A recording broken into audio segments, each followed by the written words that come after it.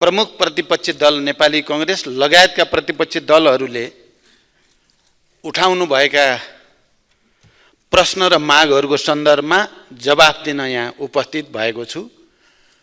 त्यसबारे मैले कुरा राख्नु अगाडि म पनि हिजो रुकुम पश्चिमबाट आउँदै गरेको बस बागलुङको निसी खोलामा दुर्घटना हुँदा मृत्युवरण गरेका नागरिकहरूप्रति श्रद्धाञ्जली, शोक सन्तप्त परिवारजनप्रति समवेदना प्रकट गर्न चाहन्छु र नेपाल सरकारको तर्फबाट घाइतेहरूको उपचारको निम्ति र सब व्यवस्थापनको निम्ति गर्नुपर्ने सबै काम गरिने प्रतिबद्धता पनि व्यक्त गर्न चाहन्छु। अब म एउटा विशेष राजनीतिक परिस्थितिमा नयाँ गठबन्धनको सरकार बनेपछि सम्मानित संसदमा माननीय उपप्रधानमन्त्री तथा गृहमन्त्री रवि लामिछानेको विषयमा प्रतिपक्षी दलका माननीय सांसदहरूले उठाउनु भएको विषय प्रश्न पार्न चाहन्छु।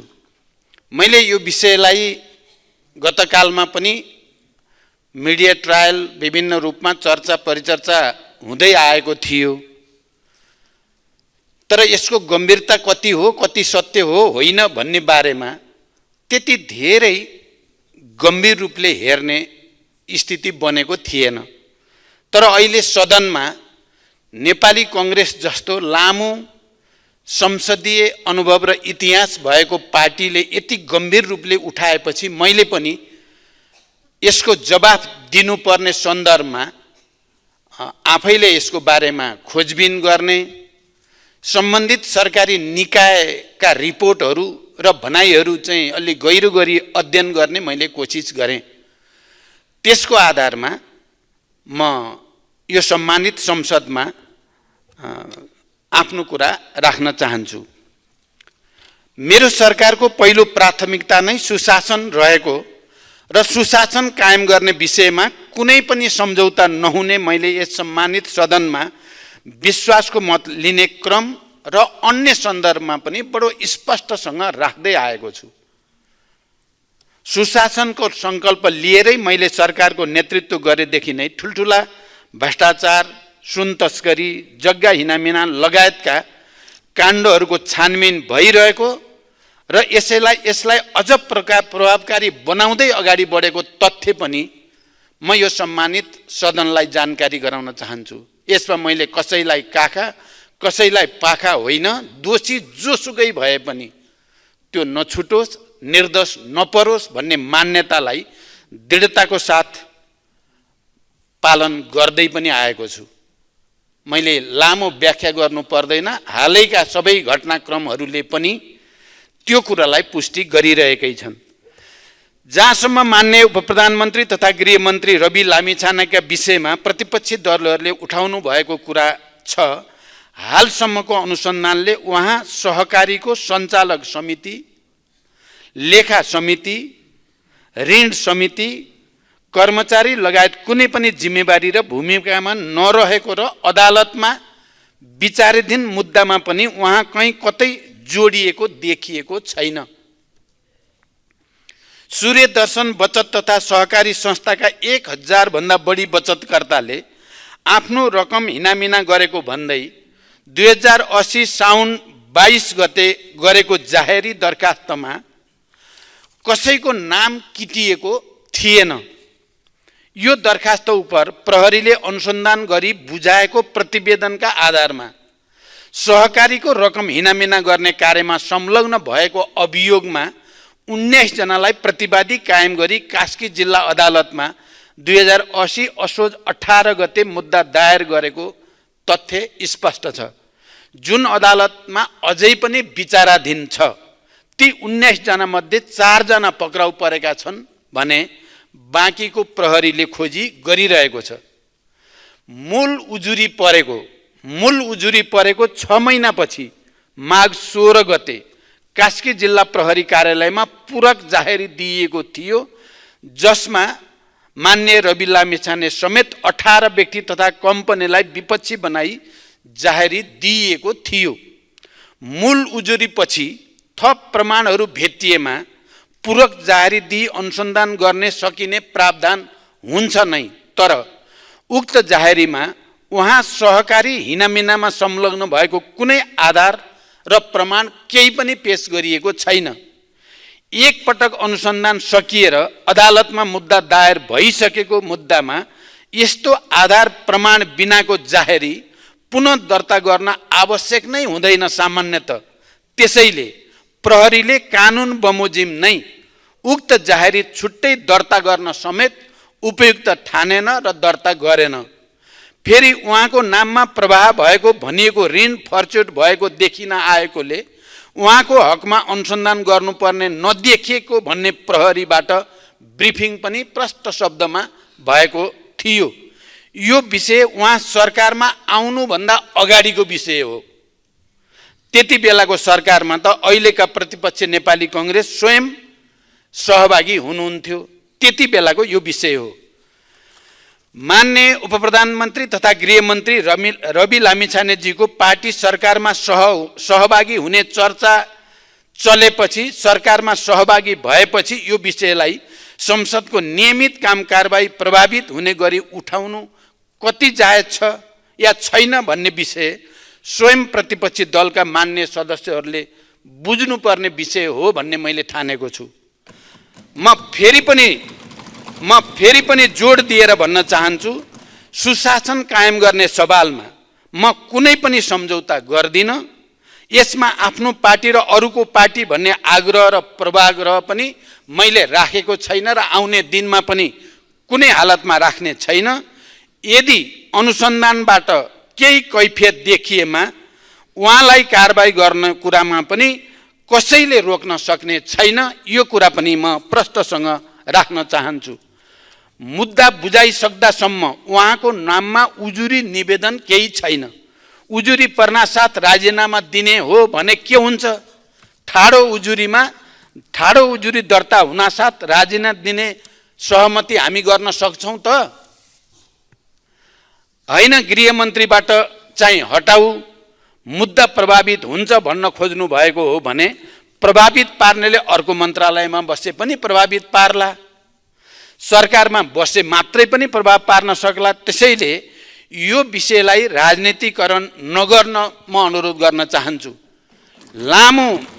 लामो संसदीय अभ्यासको अनुभव भएको नेपाली कांग्रेस जस्तो पार्टीले यस्तो विषयलाई अनावश्यक राजनीतिकरण गर्नुभन्दा देशमा विद्यमान अन्य महत्त्वपूर्ण राजनीतिक विषयमा सदनलाई बहसमा ल्याउन म अपिल गर्न चाहन्छु। नेपाली कांग्रेस लगायत प्रतिपक्ष दलका मान्य सदस्यहरूलाई यो विषयमा मैले यति प्रतिबद्धता व्यक्त गरिसकेपछि अब सदन सुचारू गर्न सहयोग गर्नुहुनेछ भन्ने विश्वास पनि म व्यक्त गर्न चाहन्छु। धन्यवाद। मान्य सदस्यहरू, अब प्रतिनिधि सभा नियमावली 2079 को परिच्छेद 9 बमोजिम प्रधानमन्त्रीसँग प्रत्यक्ष प्रश्नोत्तरको लागि सोही नियमावलीको नियम 58 बमोजिम सम्माननीय प्रधानमन्त्रीसँग प्रश्न गर्न 13 जना मान्य सदस्यहरूबाट प्रश्न प्राप्त भएको ब्यौरा जानकारी गराउँछु।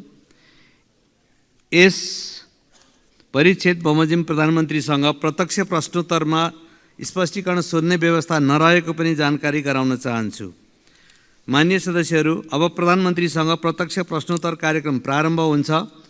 सर्वप्रथम प्रश्नकर्ता मान्य श्री गोकुल प्रसाद बाँसकोटालाई सम्माननीय प्रधानमन्त्रीसँग प्रश्न सोध्न अनुमति दिन्छु।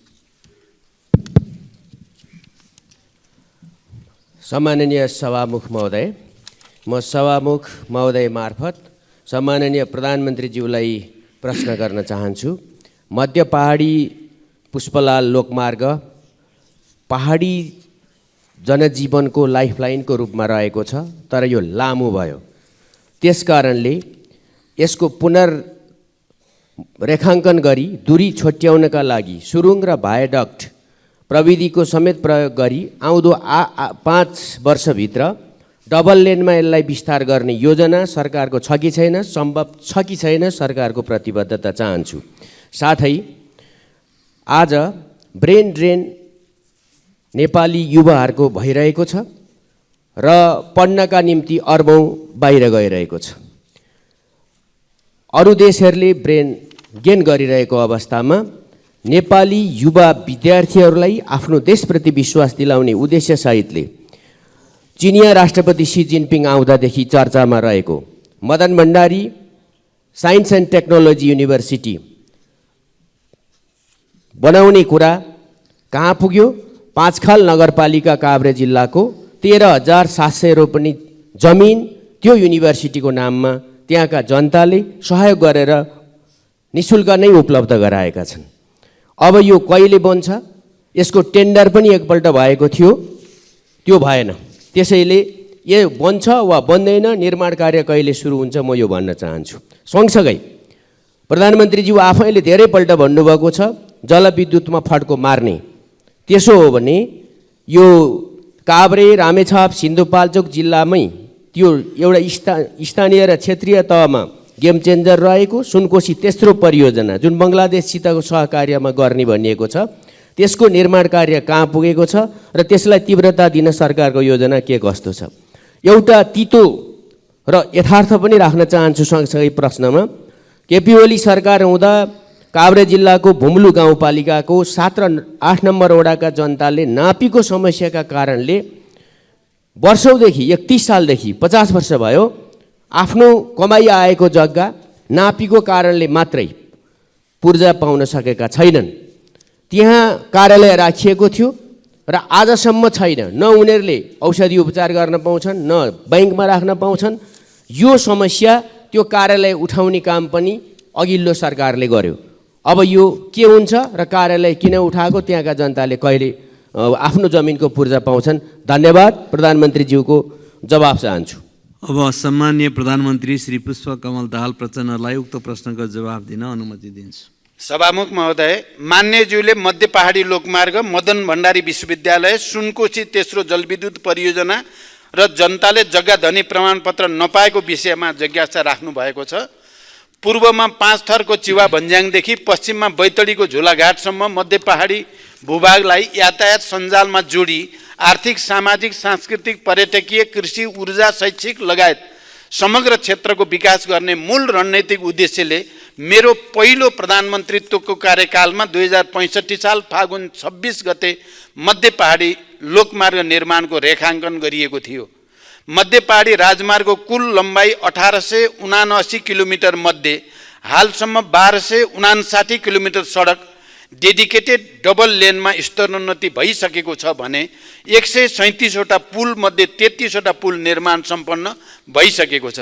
राजमार्गका कतिपय स्थानमा सुरुङ तथा अग्ला पुलहरू निर्माण गरी राजमार्गलाई छोटो र सुरक्षित बनाउने विषय नेपाल सरकारको उच्च प्राथमिकतामा रहेको छ। निर्माण सम्पन्न भइसकेपछि आवश्यक र सम्भव भएका बाँकी स्थानमा डेडिकेटेड डबल लेनमा स्तरोन्नति गरिनेछ। मदन भण्डारी विज्ञान तथा प्रविधि विश्वविद्यालयको 2टा भवन मकवानपुरको चितलाङमा निर्माण भएको र पाँचखाल नगरपालिकामा विश्वविद्यालय अनुदान आयोगको सिफारिस समेतका आधारमा मित्र राष्ट्र चीन सरकारको सहयोगमा संरचना निर्माणका लागि प्रक्रिया अघि बढाइसकिएको जानकारी मान्य सदस्यलाई गराउन चाहन्छु। सुनकोशी तेस्रो जलविद्युत आयोजना संयुक्त रूपमा कार्यान्वयनका लागि नेपालका तर्फबाट नेपाल विद्युत प्राधिकरण तथा बङ्गलादेशका तर्फबाट बङ्गलादेश पावर डेभलपमेन्ट बोर्डलाई लाइन एजेन्सी तोकिएको छ। दुई देशबीचको सचिव स्तरीय बैठकको निर्णय अनुसार संयुक्त लगानीको कम्पनी स्थापना गर्ने प्रक्रिया अघि बढिसकेको छ। आयोजनाको अध्ययन प्रतिवेदन, डिजाइन तथा ड्रइङ सम्बन्धी कागजातहरू बङ्गलादेश पक्षलाई उपलब्ध गराइएको छ। काभ्रे जिल्लाको भुम्लु गाउँपालिकाको वडा नम्बर 7 र 8 का जनताले नापीको समस्याका कारणले 50 वर्षदेखि जग्गा धनी प्रमाणपत्र पाउन नसकेको विषयमा म जानकार छु। त्यस क्षेत्रमा 2032-33 सालतिर नापी हुँदा फिल्ड बुकमा 90% सम्म दर्ता भइसक्दा पनि सीमाना विवाद लगायतका कारणले स्थानीयबाट विरोध हुँदा प्रमाणपत्र दिने काम हुन सकेको थिएन। पछिल्लो समयमा यातायात पूर्वाधार निर्माण, अनौपचारिक रूपमा जग्गाको स्वामित्व हस्तान्तरण लगायतका कारणले साबिकमा नाप जाँच हुँदा र अहिलेको अवस्थामा फरक हुन आएको कारण दर्तामा समस्या देखिएको छ। तयार भएका जग्गा धनी प्रमाणपत्र वितरण गर्न तथा बाँकी काम शीघ्र सम्पन्न गर्न निर्देशन दिइसकेको सम्मानित सदनलाई जानकारी गराउन चाहन्छु। धन्यवाद। अब प्रश्नकर्ता मान्य श्री चन्द्रबहादुर विश्वकर्मा। सम्माननीय सभामुख महोदय मार्फत म सम्माननीय प्रधानमन्त्रीज्यूसँग प्रश्न गर्न चाहन्छु। मैले दुईवटा प्रश्न राखेको छु, एउटा भौतिक पूर्वाधारसँग सम्बन्धित, एउटा सामाजिक रूपान्तरणसँग सम्बन्धित। प्रश्न नम्बर 1 मा छ 2074 सालदेखि 2078 सालसम्म सम्पन्न हुने गरी सम्झौता भएको रापती राजमार्ग अन्तर्गत रुकुम पश्चिम खण्ड पितिबाङ खोला सडक पुल 2077 सालमा सम्पन्न हुने गरी जाजरकोट नलघाट नगरपालिका 10 रक्दा र रुकुम पश्चिम 8 बिस्कोट नगरपालिका 3 खदी जोड्ने सडक पुल 2069 देखि 2072 सालसम्म सम्पन्न हुने गरी सम्झौता भएको मध्य पहाडी लोकमार्ग अन्तर्गत जाजरकोट र रुकुम पश्चिम जोड्ने भेरी नदी सडकको पुल नबन्दा जनताले दुःख त पाइरहेकै छन्। आशाको छटपटी त छ नै, उल्टै ठेकेदारहरूले मजदुरको ज्याला, होटेलको र दोकानको रासनको रकम समेत नदिई बेपत्ता समेत भई जनतालाई थप पीडा थपिएको अवस्था छ सभामुख महोदय। र यी निर्माण कार्यहरू समयमा सम्पूर्ण नभई अल्पत्र हुनुमा के कति कारण हो? यसमा सरकार किन मौन रहेको छ र यसको निर्माण कहिलेसम्म हुन्छ, यसको स्पष्ट जवाबमा पाउन चाहन्छु।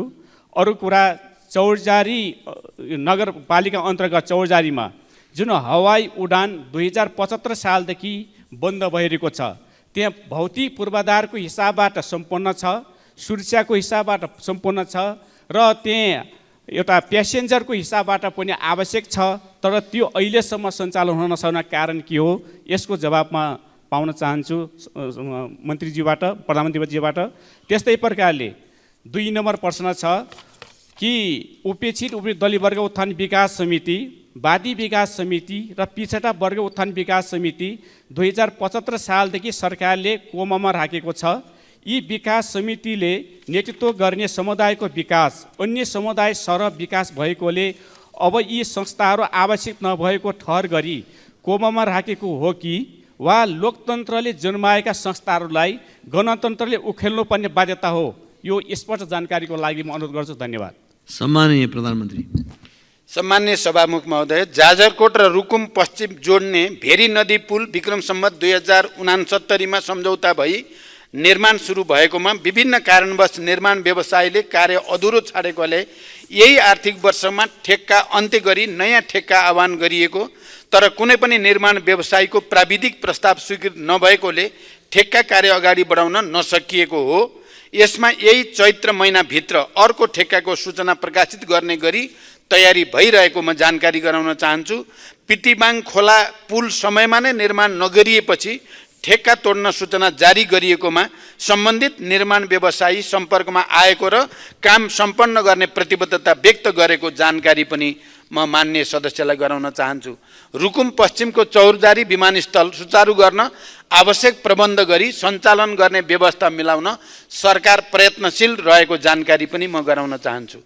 मान्यज्यूले उल्लेख गर्नुभएका उपेक्षित उत्पीडित दलित वर्ग उत्थान विकास समिति, वादी विकास समिति र पिछडा वर्ग उत्थान विकास समितिका समस्याहरूको बारेमा सरकार जानकार छ। सामाजिक, सांस्कृतिक, राजनीतिक तथा आर्थिक रूपमा ऐतिहासिक विभेदमा परेका दलित लगायतका समुदायको संविधान प्रदत्त अधिकारको रक्षा गर्ने विषयलाई अत्यन्त गम्भीरताको साथ सरकारले लिएको छ। दलित क्षेत्रमा क्रियाशील नागरिक सङ्घ संस्था, नागरिक अगुवा तथा राष्ट्रिय दलित आयोग लगायतका निकायसँगको परामर्शमा दलित विकास प्राधिकरण स्थापना गर्न सरकारले पहल गर्ने विषयमा यसअघि नै मैले सम्मानित सदनलाई जानकारी गराएको स्मरण गराउन चाहन्छु। धन्यवाद। अब प्रश्नकर्ता मान्य सदस्य श्री गंगा प्रसाद यादव।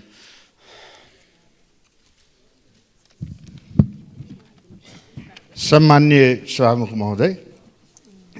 महोदय मार्फत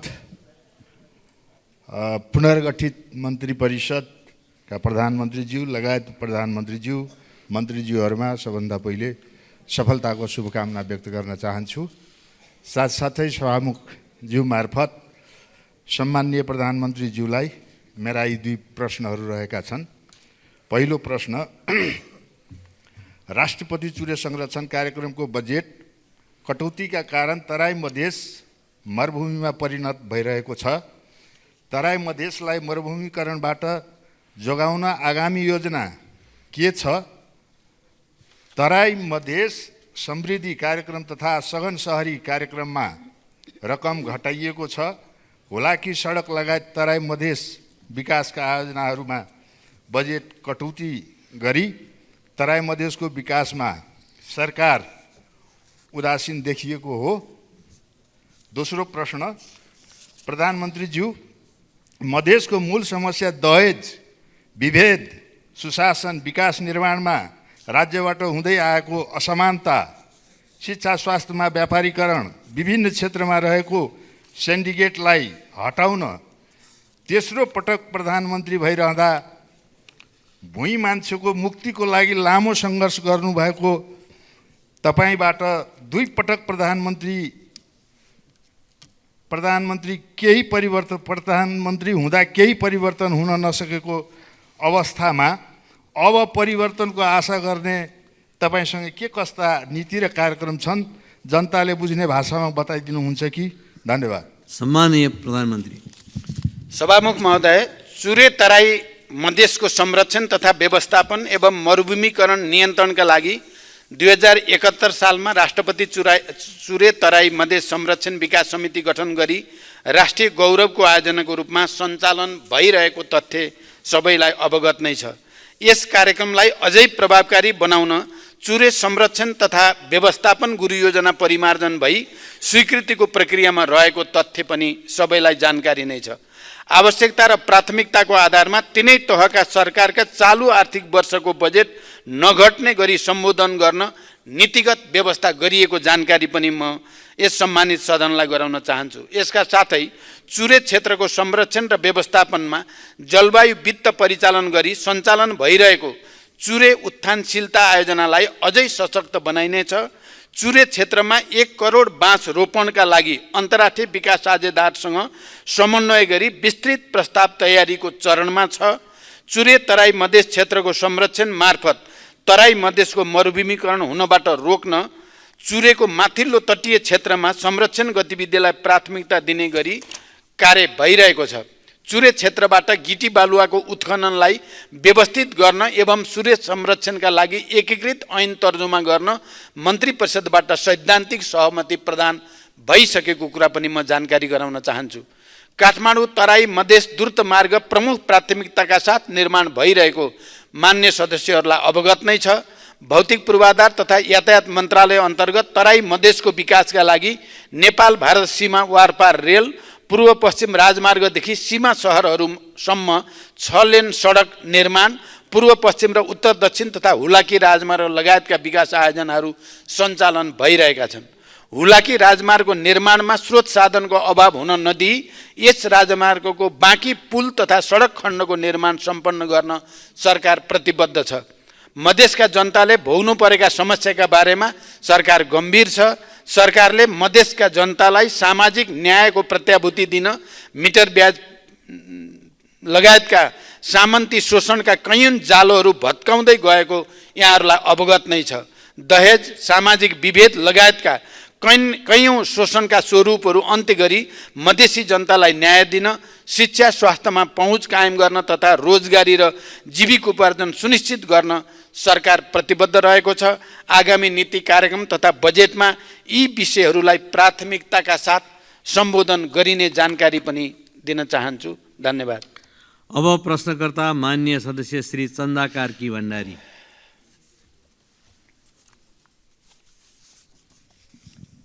माननीय सभामुखज्यू, हुन त मैले सोध्नुपर्ने प्रश्नको क्वेसन चाहिँ पहिले नै आउट भइसकेको छ।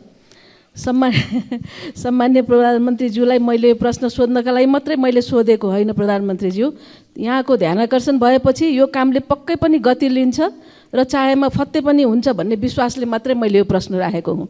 र स्वास्थ्य सबैको लागि सबैभन्दा महत्त्वपूर्ण कुरा हो भनेर म भन्दै आएको छु, कराउँदै आएको छु।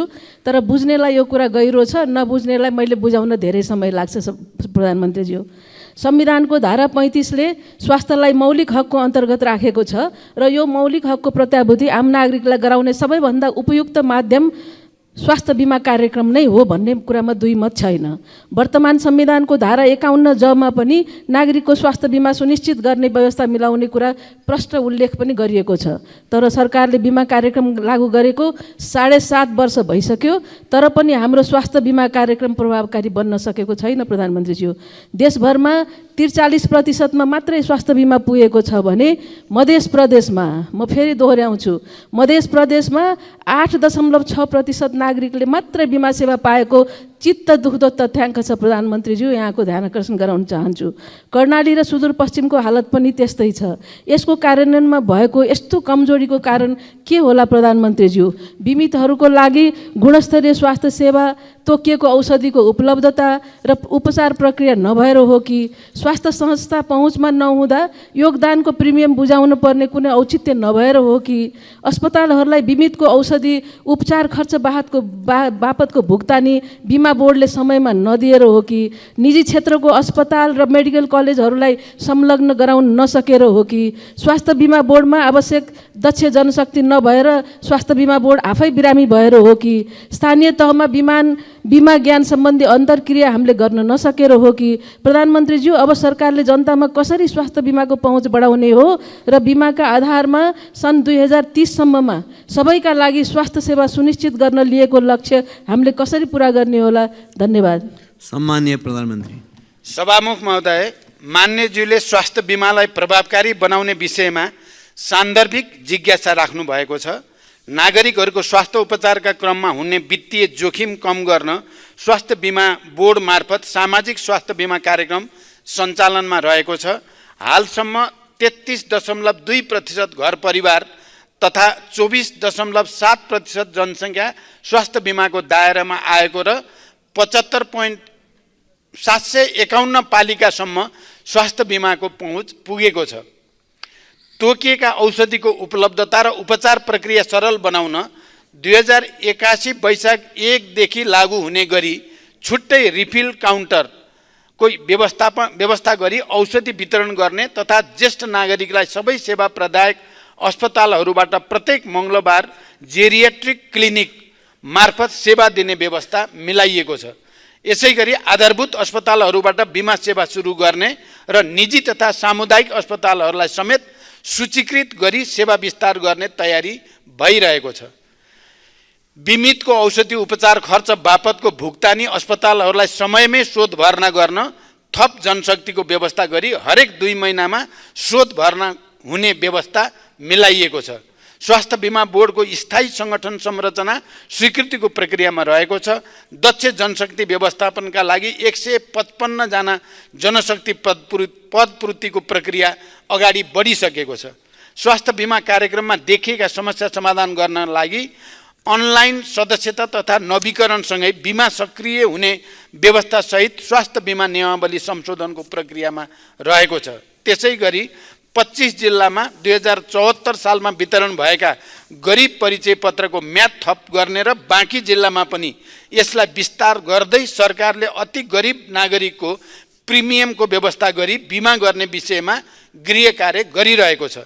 त्यसै गरी नागरिकता, जग्गा पास लगायतका सामाजिक सेवाको क्रममा स्वास्थ्य बिमा परिचय पत्र अनिवार्य गर्ने, वैदेशिक रोजगारीमा जानेहरूको परिवारको अनिवार्य बिमा, आम्दानी अनुसारको प्रिमियमको आधारमा सबै कर्मचारी, शिक्षक, जनप्रतिनिधिहरूको अनिवार्य बिमा गर्ने लगायतका सबै प्रकारका स्वास्थ्य सुरक्षाका कार्यक्रमहरूलाई स्वास्थ्य बिमा मार्फत एकीकृत गर्ने र स्वास्थ्य बिमा कार्यक्रमलाई राष्ट्रिय गौरवको अभियानका रूपमा घोषणा गर्ने लगायतका विषयमा सरकारले गृह कार्य गरिरहेको छ।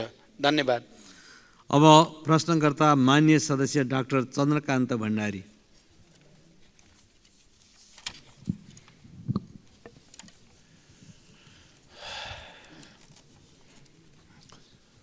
सम्मानीय सभामुख महोदय, सभामुखजी मार्फत सम्मानीय प्रधानमन्त्रीज्यूलाई म केही प्रश्नहरू राख्न चाहन्छु, साथै जिज्ञासा पनि। सम्मानीय प्रधानमन्त्रीज्यू, देशमा आमूल परिवर्तन गरी नयाँ नेपाल बनाउने अभियानका साथ पिछा 2051 सालदेखि देशमा तपाईले नेतृत्व गरेको नयाँ नेपालको अभियानमा त्यो द्वन्द्वमा धेरै मानिसहरूले ज्यान गुमाए, अङ्गभङ्ग भए। यसैलाई आधार मानेर हामीले संविधान बनायौँ। संविधान मात्र होइन, हामीले द्वन्द्वको व्यवस्थापन गर्यौँ। त्यो व्यवस्थापन विश्वको उदाहरण पनि बनेको छ। त्यो अभियानले मुलुकलाई आमूल परिवर्तन गर्नुपर्ने हो, आर्थिक सामाजिक रूपले। र तपाईँलाई जनताले धेरै आशा पनि गरेका थिए। तर आज अझ बढी गरिबी, अरू बढी अराजकता, अरू बढी कुशासन, अरू बढी आर्थिक अनुशासनहीनता बढिरहेको छ। भ्रष्टाचारको त हामी कुरै नगरौँ, जुन कुरा मैले हिजो पनि बोलेको छु। तपाईँको अनुभवमा यसको समाधानको उपाय के होला? देशमा देखेका परेका यस्ता तमाम समस्याहरू समाधान गर्न तपाईँको कार्ययोजना के छ? दोस्रो, नेपालमा वर्षमा झन्डै 50-60 हजार व्यक्तिहरू जलनबाट पीडित हुने गरेका छन्। जलनको उपचार अत्यन्त खर्चिलो र पीडादायक हुन्छ। नेपालमा यसको उपचारको लागि आधुनिक अस्पतालको अभाव मात्र होइन, छैन।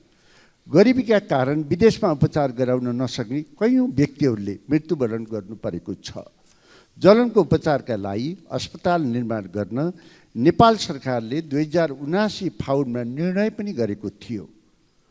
यसको लागि हामीसित जग्गा पनि छ, हामीसित पैसा पनि छ नेपाल ट्रस्टमा, जसको कानुनी व्यवस्था गरिएको छ।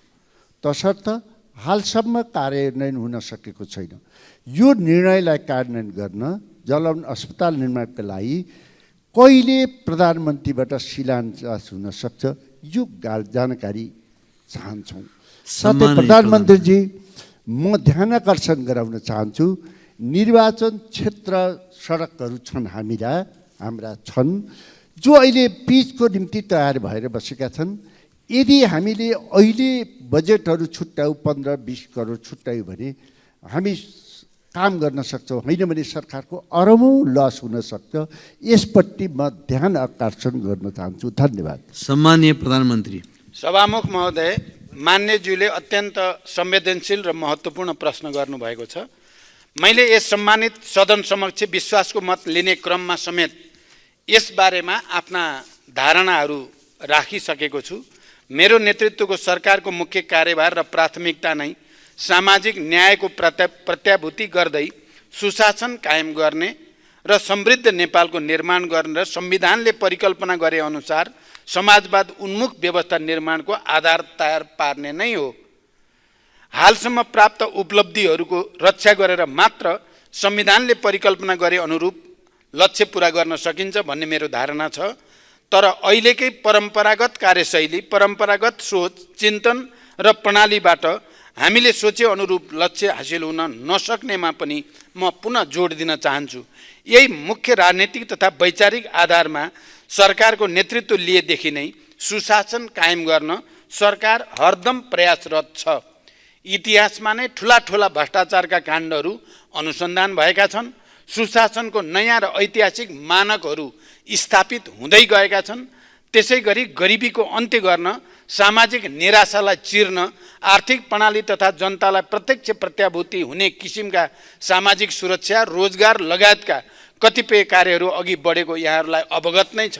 सरकारले यसलाई अझै प्रभावकारी ढङ्गले अगाडि बढाउनेछ भन्ने म विश्वास दिलाउन चाहन्छु। र आउने नीति कार्यक्रम र बजेटमा हामीले केही गुणात्मक रूपले उत्पादन र रोजगारी सृष्टि गर्ने गरी जाने तयारी भइरहेको पनि म जानकारी गराउन चाहन्छु।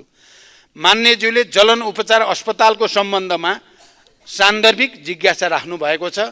मसँगको भेटमा पनि पटक पटक मान्य सदस्यले जलन अस्पताल स्थापना गर्ने र मैले शिलान्यास गरोस् भन्ने जिज्ञासा राख्दै आउनु भएको छ। कीर्तिपुरको वर्ण अस्पताललाई जलनको प्रमुख अस्पतालका रूपमा विस्तार गर्न सरकारबाट अनुदान दिने प्रक्रिया अघि बढेको छ।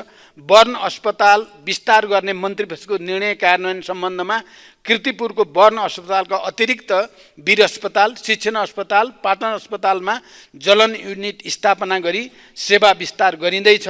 प्रदेशमा रहेका केन्द्रीय अस्पतालहरूमा समेत जलन युनिट स्थापना गरी मध्यम प्रकारको जलनको त्यही उपचार गर्ने र कडा किसिमको लागि रेफरल गर्ने व्यवस्था मिलाइनेछ।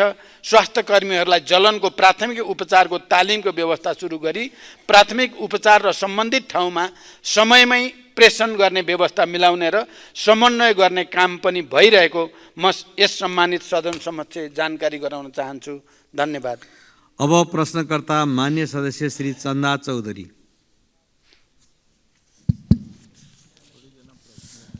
सम्मानीय सभामुख मार्फत सम्मानीय प्रधानमन्त्रीजीलाई मेरो प्रश्न। सम्मानीय सभामुख महोदय, सन् 2016 चिनिया एक्जिम ब्याङ्कसँग 22 अर्ब ऋण लिएर बनाइएको पोखरा अन्तर्राष्ट्रिय विमानस्थलको अहिलेसम्म ऋण 28 अर्बभन्दा बढी पुगिसकेको छ। अबको 13 वर्षमा चिनिया ब्याङ्कलाई सबै सावा ब्याज तिर्न भनी शर्त राखिएको उक्त विमानस्थल बनाउन मात्र हाम्रो आन्तरिक स्रोतबाट जग्गा अधिग्रहणको लागि 9 अर्बभन्दा बढी खर्च भएको छ। यसरी ऋणसहित लगभग 32-33 अर्बमा बनेको अन्तर्राष्ट्रिय विमानस्थल उद्घाटन भएको 14 महिनासम्म पनि कुनै अन्तर्राष्ट्रिय व्यावसायिक उडान नहुनु भनेको कतै यो संरचना हाम्रो लागि ऋण पासो त बनिरहेको छैन। उक्त विमानस्थल सम्मानीय प्रधानमन्त्रीज्यूले नै आजभन्दा 14 महिना अघि उद्घाटन गर्नुभएको थियो र चिनिया इन्भेस्टरले उक्त कार्यक्रममा पोखरा अन्तर्राष्ट्रिय विमानस्थल उहाँको बेल्ट एन्ड रोडको उपहार हो भनेर सार्वजनिक रूपमा भन्नुभएको थियो। 1 वर्ष बित्दा चिनिया ब्याङ्कलाई नै तिर्नुपर्ने सावा ब्याज बढेर हामीले धान्न नसक्ने परियोजनालाई चीनले नै आफ्नो उपहार भन्ने र भन्नु अर्थतन्त्रले धान्नै नसक्ने परियोजनाहरू सञ्चालन गर्नु हो। सम्मानीय प्रधानमन्त्रीज्यू, 1 वर्षमा 4 वटा चार्टर फ्लाइट र त्यहीबाट फर्किँदा एउटा व्यावसायिक उडान भनेर पोखरा अन्तर्राष्ट्रिय विमानस्थलले उडान उक्त 30 अर्बभन्दा बढी ऋण अबको 13 वर्षमा कसरी तिर्न सक्छ? सम्मानीय सभामुखजी मार्फत सम्मानीय प्रधानमन्त्रीजीलाई मेरो यो क्वेसन, उक्त विमानस्थलले सो ऋण आफै तिर्न सक्ने गरी सक्षम बनाउनको लागि सम्मानीय प्रधानमन्त्रीजीको अहिलेको योजना के होला भनेर सम्मानित सदन र जनतालाई जानकारी गराइदिन हुनको लागि हार्दिक अनुरोध गर्दछु। धन्यवाद। जय नेपाल। सम्माननीय प्रधानमन्त्री। सभामुख महोदय, पोखरा विमानस्थलबाट अन्तर्राष्ट्रिय उडान सञ्चालन तथा व्यवस्थापनका लागि सार्वजनिक निजी साझेदारीको आधार तयार गर्न समिति गठन भई कार्य भइरहेको जानकारी गराउन चाहन्छु। समितिको प्रतिवेदनका आधारमा विमानस्थल सञ्चालन तथा अन्तर्राष्ट्रिय उडानका बारेमा आवश्यक व्यवस्था मिलाइनेछ। पोखरा अन्तर्राष्ट्रिय विमानस्थल निर्माणका लागि लिएको ऋणलाई अनुदानका रूपमा रूपान्तरण गर्न कूटनीतिक पहल सुरु गरिएको छ। यससँग जोडिएका वित्तीय व्यवस्थापनका विषयमा आवश्यक समन्वय गरिनेछ। पोखरालाई पर्यटकीय राजधानी घोषणा गरिएसँगै यस विमानस्थलबाट देशका विभिन्न क्षेत्रमा क्षेत्रीय विमानस्थल र अन्य विमानस्थल समेत हवाई सेवा सञ्चालन गरी आन्तरिक पर्यटनको विकास गर्ने कार्य सरकारको प्राथमिकतामा रहेको छ। हालै भएको मेरो चीन भ्रमणका सन्दर्भमा चीनका विभिन्न सहरहरूबाट अन्तर्राष्ट्रिय उडान सिधै पोखरा अन्तर्राष्ट्रिय विमानस्थलमा ल्याउनको लागि छलफल र एउटा सैद्धान्तिक सहमति भएको छ। मलाई विश्वास छ छिटै त्यस्ता अन्तर्राष्ट्रिय उडानहरू पोखरा अन्तर्राष्ट्रिय विमानस्थलमा आउनेछन् र यो समस्याको समाधान हुनेछ। धन्यवाद। अब प्रश्नकर्ता मान्य सदस्य श्री छिरिङ डमडुल लामा भोटे।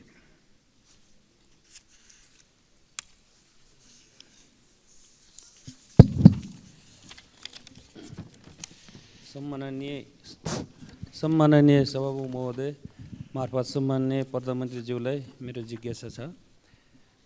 21औं शताब्दीमा पनि नेपाली राजनीतिमा अब यहाँ परिवर्तन पटक परिवर्तन हुँदा पनि हालसम्म हिमाली जिल्ला हुम्लालाई राष्ट्रिय सडक सञ्जाल र राष्ट्रिय प्रसारण लाइनसम्म नजोडिनु विडम्बना हो। अब हुम्लामा सडक र विद्युत कहिले जोडिन्छ? 2, कर्णाली कोरिडोर अन्तर्गत खुलालु हिल्सा के अरे सलिसल्ला खण्डको रु 4 अरब 53 करोड बहुवर्षीय ठेक्का पहिलेको अर्थमन्त्रीज्यूले सहमति दिनु भएन, के कारणले हो कि अब नयाँ सरकार र नयाँ अर्थमन्त्रीज्यूले यो गौरवको योजनालाई सहमति दिन्छ कि दिँदैनन्, दिए भने कति समय लाग्छ? अब साथै यो मृत्यु मार्गमा परिचित कर्णाली कोरिडोरलाई जीवन मार्गमा कहिले बदल्छ? हुम्लाको विकास, सिङ्गो हिमाली क्षेत्रको विकास, गणतन्त्र नेपालको प्रथम प्रधानमन्त्री र हाल तेस्रो पटकसम्म देशको नेतृत्व भएको बेला हाम्रो पालामा र राम्रो विकास नगरे कसले गर्छ, कहिले हुन्छ? अब के अबको बजेटमा हिमाली क्षेत्रलाई, हुम्लालाई लगायत सबै दुर्गम जिल्लालाई समान बजेट वितरण गर्छ? हुम्लालाई सडक, विद्युत, स्वास्थ्य र शिक्षाको पहुँच केन्द्र सरकार, काठमाडौँ सरकारसँग कहिलेसम्म जोडिन्छ? सम्माननीय प्रधानमन्त्रीज्यूलाई मेरो जिज्ञासा यही छ। धन्यवाद। सम्माननीय प्रधानमन्त्री। सभामुख महोदय, हुम्ला जिल्लाको सदरमुकाम सिमीकोटलाई चालु आर्थिक वर्षभित्रै राष्ट्रिय सडक सञ्जालसँग जोड्ने गरी नेपाली सेना र सडक विभाग अन्तर्गत काम भइरहेको जानकारी म गराउन चाहन्छु। कर्णाली कोरिडोर र कर्णाली राजमार्ग समेतको सडकको अवस्था सुधार गर्न आवश्यक बजेट व्यवस्था गरिएको छ। कर्णाली कोरिडोरतर्फ सिमीकोटमा र पिलीचौरमा 2वटा योजना कार्यालय स्थापना गरी काम अगाडि बढिरहेको छ। कर्णाली राजमार्गतर्फ सडक डिभिजन सुर्खेत र जुम्लाबाट काम भइरहेको छ। खुलालु सल्लिसल्ला खण्डको सुधारका लागि बहुवर्षीय योजना ठेक्का गरिने र आगामी आर्थिक वर्षको बजेटमा समेत कर्णाली कोरिडोरलाई उच्च प्राथमिकतामा राखिने जानकारी पनि म मान्य सदस्यलाई गराउन चाहन्छु। कर्णाली प्रदेशका डोल्पा, जुम्ला, मुगु तथा हुम्ला जिल्लामा विद्युतीकरण विस्तारका लागि गत आर्थिक वर्षमा नै ठेक्का व्यवस्था भएको र डिजाइन ड्रइङ स्वीकृति भइसकेको छ। जुम्ला सदरमुकामसम्म 33 केबी प्रसारण लाइन विस्तार भएको र जुम्लाबाट मुगु सदरमुकाम तथा मुगु सदरमुकामबाट हुम्ला जिल्ला सदरमुकाम तथा अन्य स्थानमा समेत विद्युतीकरण गर्न ठेक्का सम्झौता गरिएको छ। निर्माण व्यवसायीबाट आगामी 2 वर्षभित्र 33 केबी क्षमताको प्रसारण लाइन निर्माण सम्पन्न गरी विद्युतीकरण विस्तार गर्ने योजना रहेको बेहोरा समेत म यस सम्मानित सदनलाई जानकारी गराउन चाहन्छु। हुम्ला लगायत पूर्वाधारका दृष्टिले पछाडि परेका कर्णालीका जिल्लाहरूको समग्र पूर्वाधार तथा सामाजिक विकासको विषय सरकारको उच्च प्राथमिकतामा रहेको छ। मान्य सदस्यहरूलाई थाहै छ, मेरो हालै सम्पन्न चीन भ्रमणका सन्दर्भमा हुम्लाको सदरमुकामलाई जोड्ने गरी हिल्सा सिमीकोट सडकको बारेमा एउटा सहमति भएको छ। चीन सरकारले त्यसमा अनुदान सहयोग गर्ने सहमति भइसकेको जानकारी पनि म गराउन चाहन्छु। धन्यवाद। अब प्रश्नकर्ता मान्य सदस्य श्री जनार्दन शर्मा। सम्मान्य सभामुख महोदय मार्फत सम्मान्य प्रधानमन्त्रीलाई म प्रश्न गर्न चाहन्छु। सङ्घीय लोकतान्त्रिक गणतन्त्रको ऐतिहासिक उपलब्धिहरूलाई समाप्त पार्ने आवाजहरू उठिरहेको सन्दर्भ छ। यस्तो अवस्थामा सरकारले संविधान कार्यान्वयन गरी सङ्घीयतालाई प्रभावकारी बनाउन पहल गर्न आवश्यक छ। सङ्घीयतालाई प्रभावकारी बनाउन कानुनहरू निर्माण गर्नमा ढिलाइ भइरहेको छ। यो अवस्थालाई अन्त गरी सङ्घीयता कार्यान्वयनका लागि महत्त्वपूर्ण ऐनहरू निर्माण गरी प्रदेश र स्थानीय तहलाई प्रभावकारी बनाउन आवश्यक छ। यस सन्दर्भमा सरकारले निर्णय गरी कार्यान्वयन गर्न सक्ने कतिपय कामहरू पनि ढिला हुन गइरहेको छ। यस सन्दर्भमा जस्तो प्रदेश प्रहरी समायोजनको कामबारे आलटाल भइरहेको समायोजन कहिले हुन्छ भनेर म सोध्न चाहन्छु। त्यसै गरी अर्को कुरा, यो नेपाल एउटा विभिन्न खालको जोखिममा रहेको छ र भूकम्पको ठुलो जोखिममा छ। जाजरकोटको रामीडाँडा, बझाङ, डोटीमा गएको भूकम्पले गरेको क्षतिको पुनर्निर्माण गर्न बजेटको व्यवस्था गरी कामहरू कुन मितिबाट प्रारम्भ गरिनेछ भन्ने कुरा प्रश्न पारिदिनु भएमा आभारी हुने थिएँ। धन्यवाद। सम्माननीय प्रधानमन्त्री। सभामुख महोदय, संघीयता कार्यान्वयन गर्न आवश्यक ऐन निर्माणका लागि राष्ट्रिय सभाको विधान समिति र संघीयता कार्यान्वयन अध्ययन तथा अनुगमन संसदीय विशेष समितिले दिएको सुझाव कार्यान्वयन गर्ने विषय सरकारले उच्च प्राथमिकतामा राखेको छ। यस अनुरूप निजामती कर्मचारीसँग सम्बन्धित ऐन लगायत कतिपय ऐनहरू मस्यौदा तयार भई सम्मानित सदनमा प्रवेश भइसकेका छन् र कतिपय मस्यौदाको चरणमा रहेका छन्। लामो समयदेखि प्रतीक्षा गरिएको सङ्घीय निजामती ऐन सदनमा दर्ता भइ नै सकेको छ। नेपाल प्रहरीको सञ्चालन र व्यवस्थापनलाई समयानुकूल बनाउन र प्रहरी समायोजनलाई व्यवस्थित गर्न नेपाल प्रहरी ऐन 2012लाई प्रतिस्थापन गर्ने विधेयक, प्रहरी समायोजन ऐन 2076लाई संशोधन गर्ने विधेयक र नेपाल प्रहरी र प्रदेश प्रहरी कार्य सञ्चालन सुपरिवेक्षण र समन्वय ऐन 2006लाई संशोधन गर्ने विधेयक संसदको यसै अधिवेशनमा पेश गर्ने गरी तयार भइरहेको छ। सम्मानित सदनबाट कानुन पारित भए लगत्तै प्रहरी समायोजनको काम तुरुन्त अगाडि बढाइने गरी समायोजनको तयारी भइरहेको छ। जाजरकोट, बझाङ, डोटीमा भूकम्प पछिको पुनर्निर्माणका सन्दर्भमा विपद प्रभावित निजी आवास प्रबलीकरण, पुनर्निर्माण तथा पुनर्स्थापना अनुदान कार्यविधि 2080 का आधारमा भूकम्पबाट क्षतिग्रस्त संरचनाको पुनर्निर्माणको कार्यलाई दिने विषय सरकारको उच्च प्राथमिकता छ र यो कार्य शीघ्र प्रारम्भ गरिने जानकारी पनि म मान्य सदस्यलाई गराउन चाहन्छु। धन्यवाद। अब प्रश्नकर्ता मान्य सदस्य श्री छविलाल विश्वकर्मा।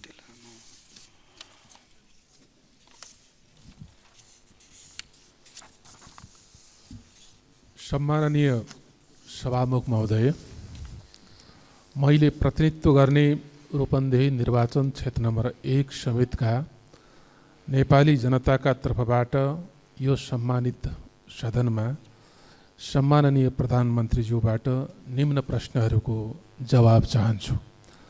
आज पनि यो देशमा लाखौँ लाख जनता भूमिहीन, सुकुम्बासी र अव्यवस्थित बसोबासी छन्। देशको संविधानले मौलिक हकमा नै यिनको अधिकारलाई सुनिश्चित गरेको छ।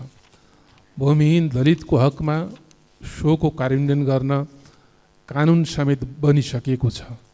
कानुनमा 3 वर्षभित्र जग्गा उपलब्ध गराउने भनिएको छ। त्यो 3 वर्ष कहिले आउँछ प्रधानमन्त्रीज्यू? यस प्रकार वर्षौँ वर्ष जमिन भोग चलन गरेका तर आफ्नो नाममा केही नभएका राष्ट्रिय आवास कम्पनीको आलटालले पीडित यी अव्यवस्थित बसोबासीको समस्या कहिले सम्बोधन हुन्छ? पुस्ता दर पुस्ता सुकुम्बासी हुन बाध्य यी जनतालाई लाल पूर्जा चाहियो, आश्वासन अब चाहिएन, पुग्यो। हामी भन्दैछौँ व्यवस्था बदल्यौँ, अब जनताको अवस्था बदल्छौँ। यो संविधानको मुख्य विशेषता भनेको सङ्घीयता, लोकतन्त्र, गणतन्त्र, समानुपातिक समावेशिता र धर्मनिरपेक्षता हुन्। यसमा कुनै दुविधा छैन। तर समाजको संरचनामा पिँधमा रहेका लगभग 14% दलित जनताको प्रतिनिधित्व हामीले कता खोज्ने हो? संविधानको कार्यान्वयन कसले गर्ने हो? स्वयं प्रधानमन्त्रीज्यूको नेतृत्वमा रहेको मन्त्री परिषदको संरचनामा यी तस्बिर किन परेनन्? प्रदेश सरकारदेखि राज्यका सबैजसो नीति निर्माण र कार्यान्वयनका महत्त्वपूर्ण क्षेत्रमा यी पङ्क्तिहरू किन वञ्चित छन्? देशको संविधान उल्लङ्घन गर्ने अधिकार सम्माननीयज्यूलाई कसले दियो?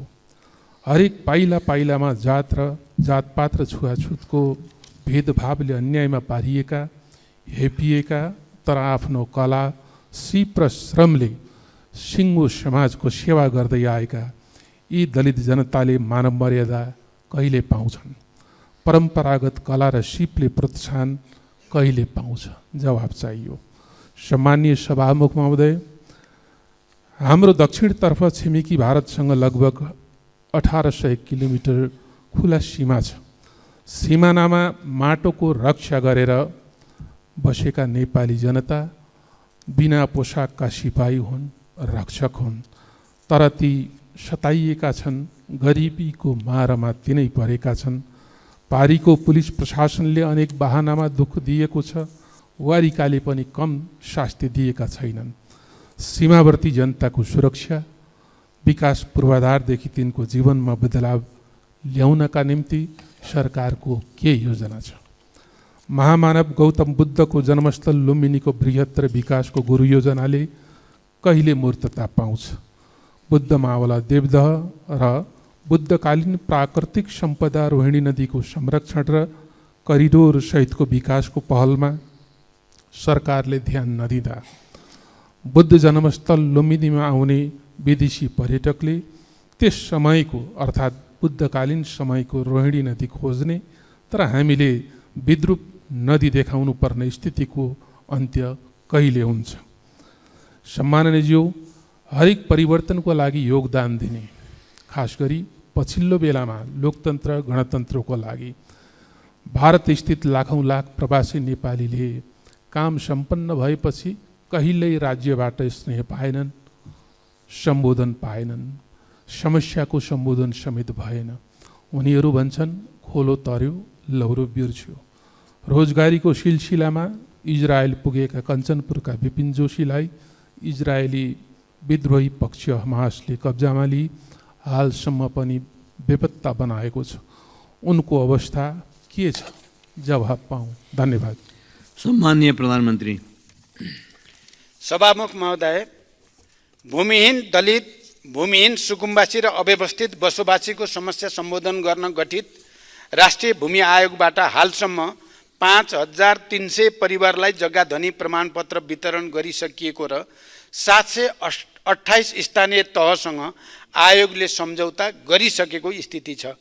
हालसम्म 14,36,400 भन्दा बढी निवेदनहरू सङ्कलन भएकोमा 10,47,122 निवेदन कम्प्युटरमा प्रविष्ट गरिसकिएको छ।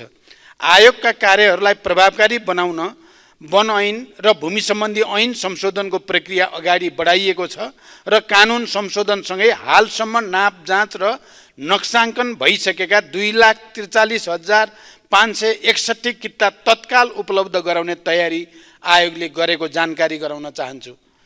राष्ट्रिय आवास विकास कम्पनी मार्फत देशका विभिन्न स्थानमा आफ्नो स्वामित्व र भोगाधिकार रहेको फुटकरतर्फ 3043 बिघा 4 कट्ठा 2 धुर र जग्गा धनी प्रमाणपत्र भएको 172 बिघा 4 कट्ठा 8 धुर गरी कुल 3215 बिघा 8 कट्ठा 10 धुर जग्गामा साबीको पुनर्वास कार्यक्रम अन्तर्गत तत्त स्थानमा बसोबास गरिरहेका सोबासीहरूलाई घणेरी उपलब्ध गराउने नीति रहेको छ।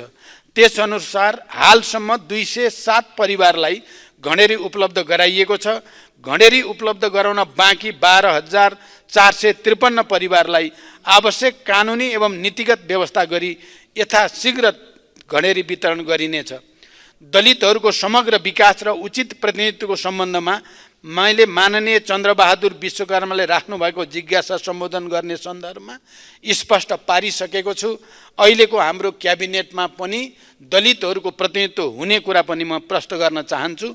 सीमावर्ती क्षेत्रका नागरिकहरू सीमाका रक्षक हुन्। सीमा क्षेत्रका नागरिकको आर्थिक सामाजिक विकासका लागि सरकारले सीमा क्षेत्र विकास कार्यक्रम सञ्चालन गर्ने तयारी गरिरहेको छ। लुम्बिनी बृहत्तर विकास गुरु योजना राष्ट्रिय गौरवको आयोजनाको रूपमा कार्यान्वयन भइरहेको छ। थप सदन स्रोतको व्यवस्था गरी उक्त आयोजना कार्यान्वयनलाई तीव्रता दिइनेछ। लुम्बिनी विकास गुरु योजना भित्रका सम्पदाहरूको खोजी, उत्खनन र विकास गर्ने कार्यलाई निरन्तरता दिइनेछ। इजरायलमा अध्ययनका लागि गएका नेपाली विद्यार्थी विपिन जोशीको रिहाईका लागि सरकारले निरन्तर प्रयास गरिरहेको छ र सरकारले मध्यस्थकर्ता देशहरू मार्फत समेत निजको रिहाईको लागि संवाद अगाडि बढाएको कुरा पनि म प्रश्नसँग राख्न चाहन्छु। धन्यवाद।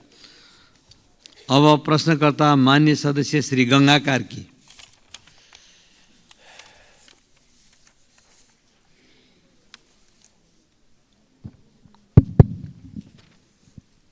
सम्माननीय सभामुखज्यू, सभामुख मार्फत सम्माननीय प्रधानमन्त्रीज्यूलाई मेरा प्रश्न यस प्रकार छन्। ललिता निवास भुटानी शरणार्थी सुनकाण्ड लगायतका फाइल खोलेर अपराधमा संलग्नलाई कारबाहीको दायरामा ल्याएकोमा वर्तमान प्रचण्ड सरकारलाई धन्यवाद दिन चाहन्छु। प्रधानमन्त्रीज्यू, बाँकी भ्रष्टाचारीका फाइलहरू खुल्छन् कि खुल्दैनन्? दुग्ध पदार्थ, माछा, कुखुराको मासुमा आत्मनिर्भर भएको मुलुकमा बिचौलियाको कारणले किसानहरू अत्यन्त मारमा परेका छन्। यसको समुचित व्यवस्थापन गर्न सरकारको योजना के छ? दुध उखु र निर्माण व्यवसायको सरकारले तिर्न बाँकी बक्यौता रकम फर्स्योट गर्न किन ढिलासुस्ती भएको? दोलखालाई पर्यटकीय जिल्ला घोषणा गर्न सरकारको नीति के छ? दोलखाको खरीढुङ्गा स्थित म्याग्नेसाइट उद्योग कहिलेदेखि सञ्चालन हुन्छ? के दोलखाको फलाक नाका खोल्ने कुरा यो वर्षको नीति तथा कार्यक्रममा पर्छ? तामाकोशी तेस्रो हाइड्रो पावर जलसायुक्त बन्नुपर्छ नत्र बन्न दिँदैनौँ भन्ने कुरामा दोलखालीहरू एकमत छन्। सरकारको योजना के छ? धन्यवाद। सम्माननीय प्रधानमन्त्री। सभामुख महोदय, भ्रष्टाचारको छानबिनको सम्बन्धमा मैले यसअघि नै माननीय चन्द्रकान्त भण्डारीको प्रश्नको जवाफ दिने क्रममा सरकारको धारणा राखिसकेको छु। मेरो नेतृत्वको सरकार गठन भएदेखि नै सरकारले भ्रष्टाचार विरुद्ध शून्य सहनशीलताको नीति लिँदै आएको छ र यो नीति निरन्तर जारी रहनेछ। मिटर ब्याज, भुटानी शरणार्थी, सुन तस्करी, सरकारी जग्गा हिनामेना लगायत जुनसुकै विषय वा क्षेत्रका अपराधिक क्रियाकलापको निष्पक्ष र तथ्यपरक अनुसन्धान तथा छानबिन गरी यस्ता कार्यमा संलग्न व्यक्ति वा समूहलाई कानुनी कारबाहीको दायरामा ल्याउन सरकार दृढ छ। भ्रष्टाचार नियन्त्रण गर्न आवश्यक नीतिगत, कानुनी तथा संस्थागत सुधार गर्ने विषय सरकारको उच्च प्राथमिकतामा रहेको छ। नेपाली कृषकहरूको निरन्तरको प्रयासबाट दुध, माछा र कुखुराको मासु उत्पादनमा देश आत्मनिर्भरताको नजिक पुगेको स्थिति छ।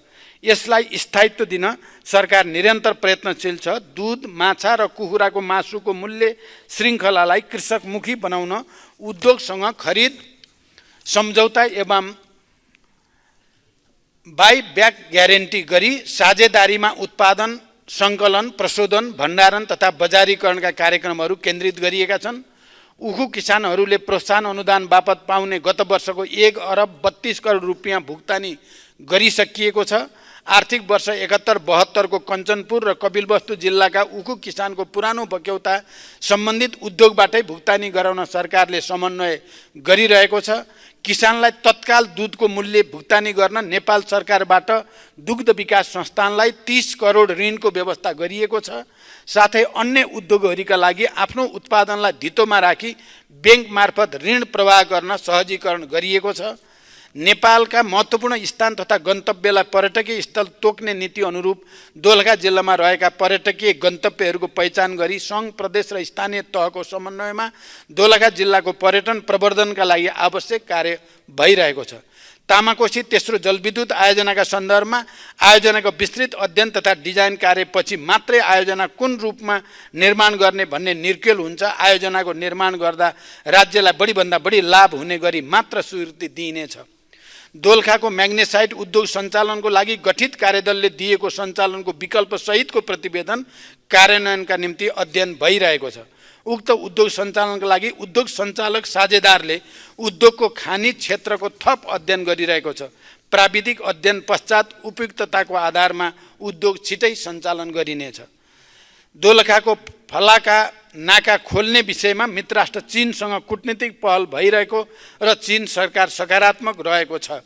छिमेकी देशहरूसँग जोडिएका सीमा नाका खोल्ने तथा व्यवस्थित गर्ने विषय सरकारको प्राथमिकतामा छ। निर्माण व्यवसायको बाँकी रकम भुक्तानी गर्ने विषयमा सम्बन्धित मन्त्रालयको माग बमोजिम आवश्यक रकम निकासा एवं भुक्तानी भइरहेको र बाँकी रकम समेत शीघ्र भुक्तानी दिने व्यवस्था मिलाइएको छ। धन्यवाद। अब प्रश्नकर्ता मान्य सदस्य श्री छिरिङ लामा तामाङ।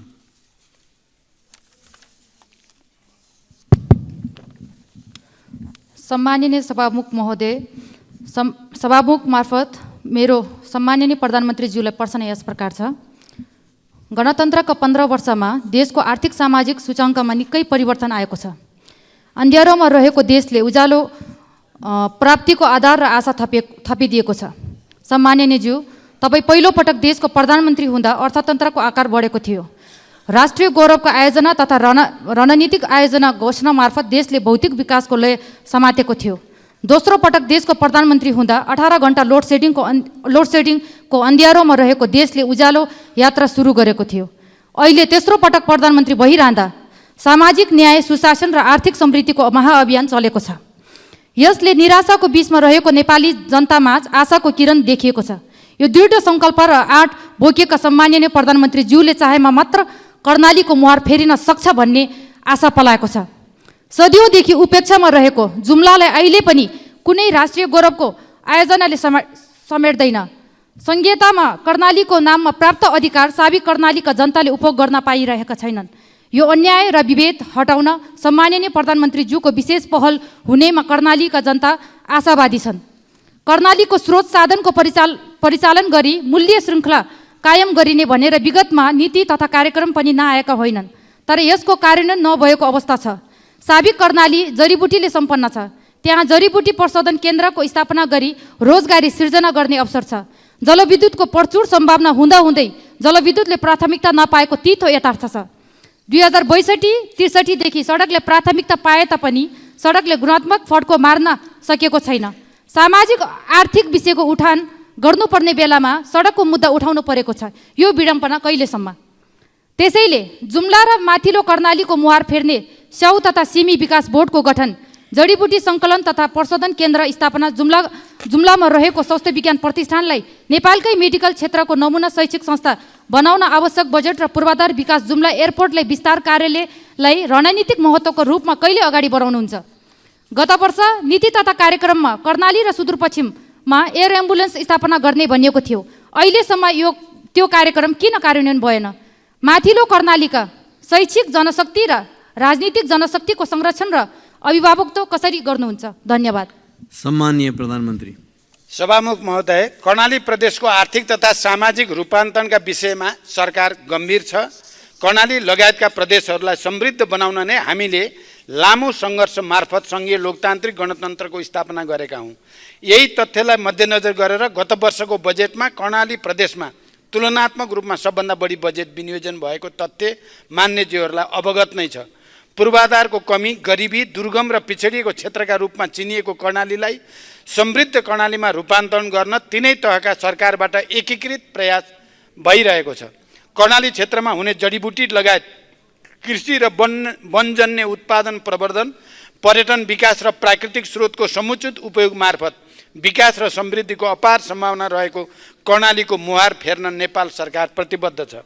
कर्णाली र सुदूरपश्चिम प्रदेश लक्षित एयर एम्बुलेन्स स्थापना गर्ने सम्बन्धमा सरकारले हाल विपदमा परेका नागरिक र गर्भवती महिलाहरूको उद्धारका लागि नेपाली सेनाको हेलिकप्टर 24 घण्टा नै सुर्खेतमा राख्ने व्यवस्था मिलाइएको छ।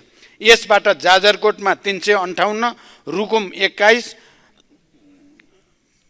जाजरकोटमा 358, रुकुम 21 जना भूकम्प प्रभावित नागरिकहरूको उद्धार गरिनुको साथै तथा कर्णाली प्रदेशका 221 जना र सुदूरपश्चिम प्रदेशका 107 जना महिलाहरूलाई सेवा प्रदान गरिसकिएको छ। धन्यवाद। अब प्रश्नकर्ता मान्य सदस्य श्री गोमा लाभ सापकोटा।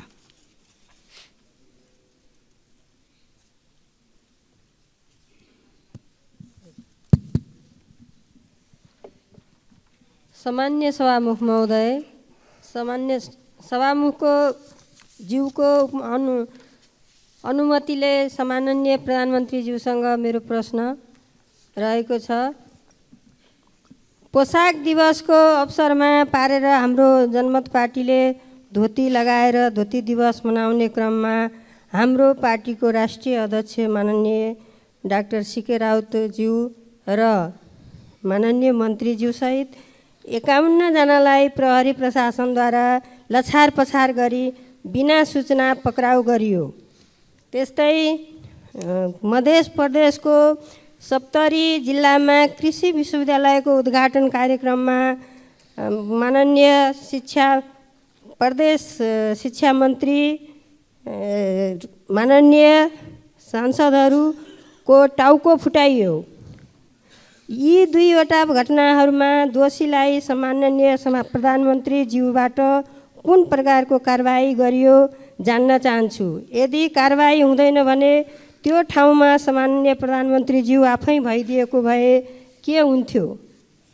म प्रधानमन्त्रीज्यूसँग प्रश्न। सम्माननीय प्रधानमन्त्री। सभामुख महोदय, पोसाक दिवसका अवसरमा भएको घटना तथा सप्तरीमा कृषि विश्वविद्यालय उद्घाटनका बेला भएको घटनाका विषयमा मान्यज्यूले प्रश्न गर्नुभएको छ।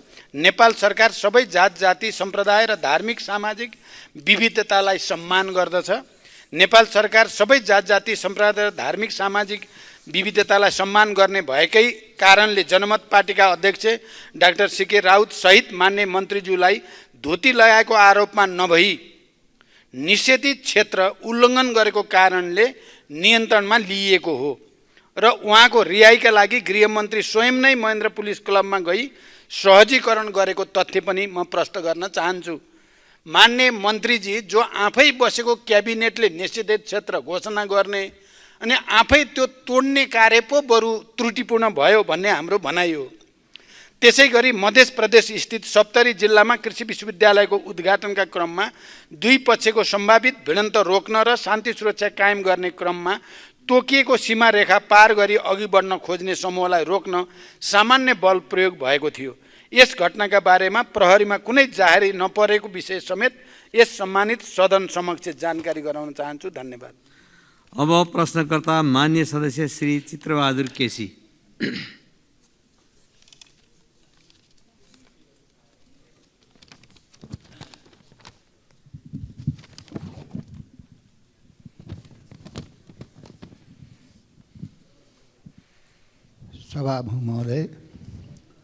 सभामुख महोदय मार्फत सम्मानीय प्रधानमन्त्रीलाई मैले छोटो प्रश्न गर्न चाहन्छु। धेरै लामा प्रश्न भूमिका म बाँधेर उहाँको समय खेर हाल्दिनँ। सम्मानीय प्रधानमन्त्रीज्यू, बागलुङबाट गलकोट सेवा केन्द्र लैजाने प्रतिबद्धता जनाउनु भएकोमा हालसम्म किन कार्यान्वयन भएन? यति हो मेरो प्रश्न। सम्मानीय प्रधानमन्त्रीज्यू।